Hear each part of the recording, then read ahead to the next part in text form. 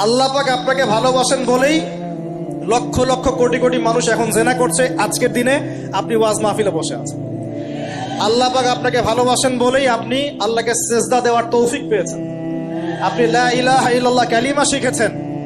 আপনি এই যে কোরআন পড়তে শিখেছেন, কোরআন পড়ছেন, হাদিস পড়ছেন, নবীর দ্বীনের প্রতি মহব্বত আছে। আল্লাহ আপনাকে ভালোবাসেন বলেই হচ্ছে। কখন বুঝবেন আল্লাহ আপনাকে ভালোবাসে? যখন আল্লাহ পাকের অনুমোদিত কাজগুলো আপনার ভালো লাগবে। নামাজ পড়তে ভালো লাগছে, রোজা রাখতে ভালো লাগছে, কোরআন তেলাওয়াত করতে ভালো লাগছে, আল্লাহর জিকির করতে ভালো লাগছে, আলেম ওলামার সাথে থাকতে ভালো লাগছে। ঠিক আছে, আল্লাহর হালাল কাজগুলো যখন ভালো লাগবে বেশি বেশি, বুঝবেন আল্লাহ আপনাকে নির্ঘাত মহব্বত করেন। আর যখন আল্লাহ পাকের নিষেধগুলো, হারাম, মদ আমার ভালো লাগে না, জেনা ভালো লাগে না, আমার খারাপ জিনিস দেখতে ভালো লাগে না, খারাপ শুনতে ভালো লাগে না, বুঝবেন আল্লাহ আপনাকে ভালোবাসে।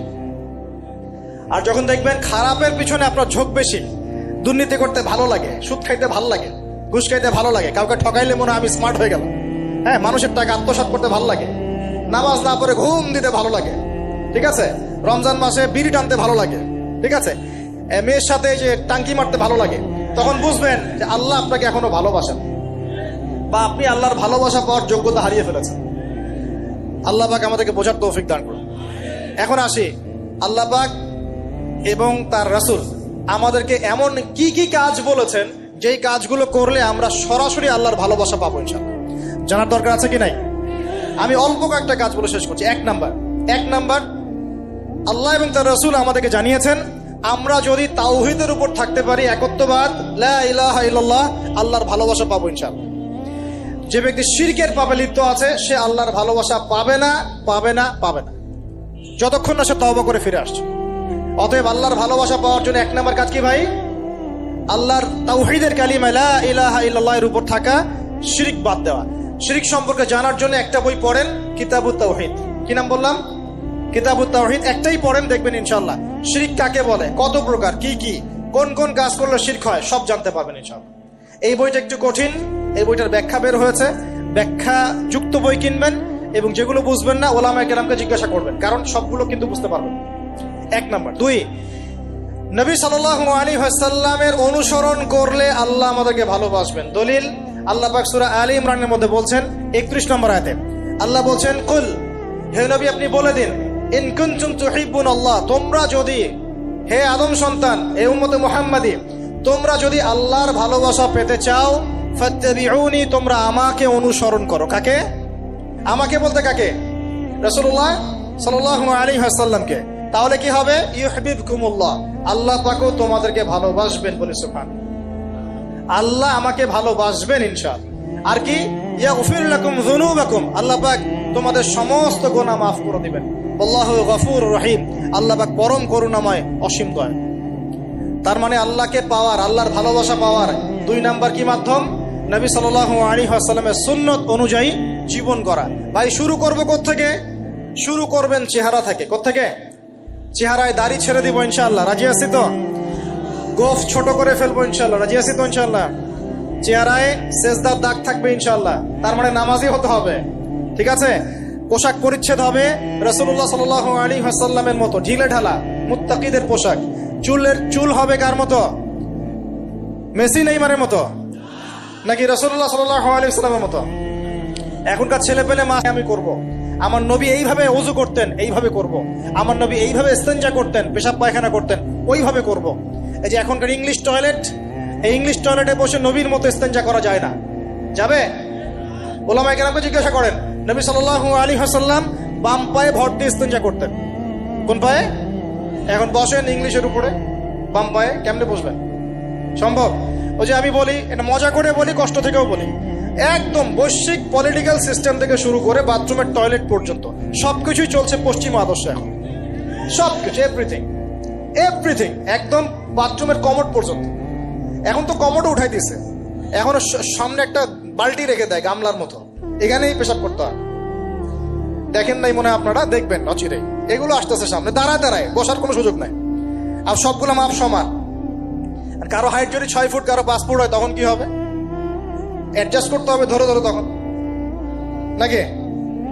যুবকরা বুঝতে পারছে, তখন কাউকে লম্বা হতে হবে, কাউকে খাটো হতে হবে, মাপ তো সমান। আর সবার মাপ যদি সমান না হয়, এখন কি হবে? আল্লাহ পাক বোঝার তৌফিক দান। এগুলো শয়তানি না বলেন, শয়তানি না বলেন। বসে ইস্তেঞ্জা করতে হয় না, বসে ইস্তেঞ্জা না, এই পেশাবে ছিটা ফোটার কারণে কবরে আযাব হয় না।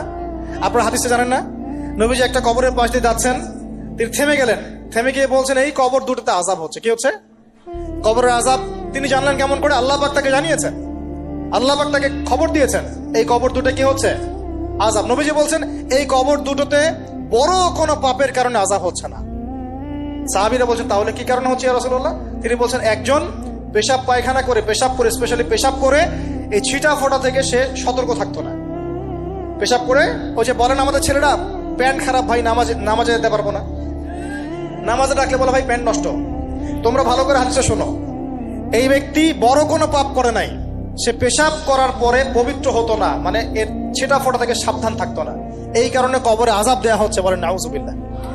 অন্য হাদিসে নবীজি বলেন বেশিরভাগ কবরের শাস্তি পেশাবের ছিটা ফোটার কারণে হয়ে থাকে। আস্তাগফিরুল্লাহ, বলেন নাউজুবিল্লাহ। এই টয়লেটগুলোর মধ্যে পেশাবের ছিটা ফোটা লাগে না? তো এই কোরআনের মধ্য দিয়ে আল্লাহর ভালোবাসা পাওয়া যাবে ইনশাআল্লাহ। সর্বশ্রেষ্ঠ নফল আমলের মধ্যে একটা হচ্ছে কি? আল কোরআন তেলাওয়াত করা। আল্লাহ পাক আমাদেরকে তেলাওয়াত করার তৌফিক দান করুন। 3টা বললাম। 4 নাম্বার, বেশি থেকে বেশি আল্লাহর জিকির করা। কি করা ভাই? চলতে ফিরতে উঠতে বসতে অলওয়েজ সুবহানাল্লাহ, আলহামদুলিল্লাহ, লা ইলাহা ইল্লাল্লাহ, আল্লাহু আকবার, লা হাওলা ওয়ালা কুওয়াতা ইল্লা বিল্লাহ, এগুলো চলতে থাকবে। ঠিক আছে ইনশাআল্লাহ? চলতে ফিরতে পড়বেন আল্লাহুম্মা সাল্লি আলা মুহাম্মদ, আল্লাহুম্মা বারিক আলা মুহাম্মদ। ঠিক আছে? হাসবি আল্লাহ ওয়া নি'মাল ওয়াকিল, রাদিতু বিল্লাহি রাব্বান ওয়া বিল ইসলামি দীনান ওয়া বি মুহাম্মাদিন নাবিয়্যা। যত জিকির আজকার আছে চলতে ফিরতে অলওয়েজ পড়তে থাকবে। লা ইলাহা ইল্লাল্লাহ ওয়াহদাহু লা শারীকা লা, লাহুল মুলক ওয়া লাহুল হামদ ওয়া হুয়া আলা কুল্লি শাইইন কাদির। আস্তাগফিরুল্লাহাল্লাযী লা ইলাহা ইল্লা হুয়াল হাইয়ুল কাইয়ুম ওয়া আতুবু ইলাইহি, লা হাওলা ওয়া লা কুওয়াতা ইল্লা বিল্লাহ। এগুলো পড়তে থাকবেন। যে যত বেশি আল্লাহর জিকির করবে তার কলবে আল্লাহ তত বেশি নূর দিবেন ইনশাআল্লাহ। আর যার কলবে যত বেশি নূর সে তত বেশি আল্লাহর ভালোবাসা মহব্বত পাবে ইনশাআল্লাহ। কয়টা বলছি ভাই? 4টা। 1 নাম্বার কি ছিল? তাওহীদ।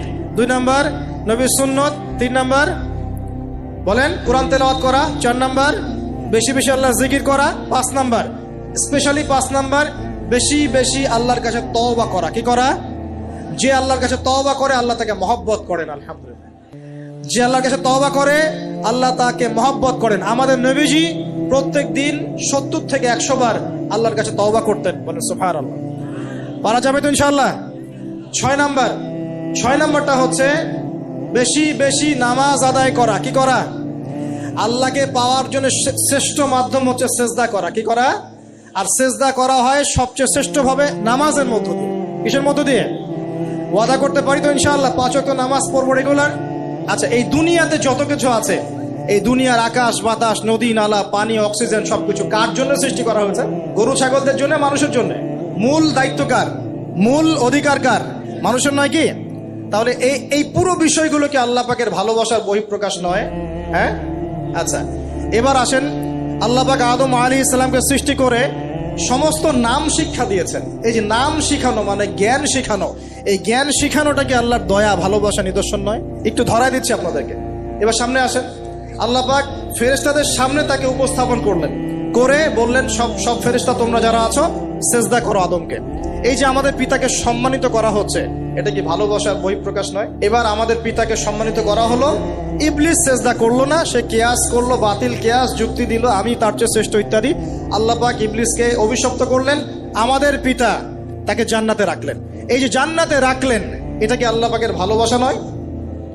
এবার আল্লাহ পাক আদম আলাইহিস সালামের পাঁজর থেকে সৃষ্টি করলেন তার স্ত্রী হাওয়া আলাইহিস সালামকে। ওই যে শুরুতে বলেছি স্রষ্টা একা থাকতে পারলেও সৃষ্টি কি পারবে? এই জন্য আদম আলাইহিস সালামের পাঁজর থেকে তার স্ত্রীকে সৃষ্টি করা হয়েছে, উভয়ের মাঝখানে ভালোবাসা দিয়ে দেওয়া হয়েছে। বলেন সুবহানাল্লাহ। এই জিনা ভালোবাসা নিদর্শন নয়, বিয়ে শাদী হচ্ছে ভালোবাসার নিদর্শন। আল্লাহ পাক বলেছেন সূরা রুমের মধ্যে, ওয়াজআলা বাইনাহুমা মাওয়াজ্জাতা ওয়া রাহমা, আমি আল্লাহ স্বামী স্ত্রীর মধ্যে ভালোবাসা এবং হৃদ্যতা সৃষ্টি করে দিয়েছি। বলেন সুবহানাল্লাহ। তার মানে এই হারাম সম্পর্ক যেটা দেখছেন এটা হলো একটা জেনার পথ। আর যখন আমরা হালাল ভাবে বিয়ে শাদী করবেন, আপনারা করবেন, তখন দেখবেন আল্লাহ পাকের পক্ষ থেকে ভালোবাসা সৃষ্টি হয়ে যাবে ইনশাআল্লাহ। অতএব ওয়াদা করতে পারি তো আল্লাহর কাছে নিজের চরিত্রকে পবিত্র রাখবো ইনশাআল্লাহ, হারাম কোনো সম্পর্কে যাব না ইনশাআল্লাহ, কোনো সহি প্রেমেও যাব না ইনশাআল্লাহ। এটা সহি প্রেম আবার কি জিনিস?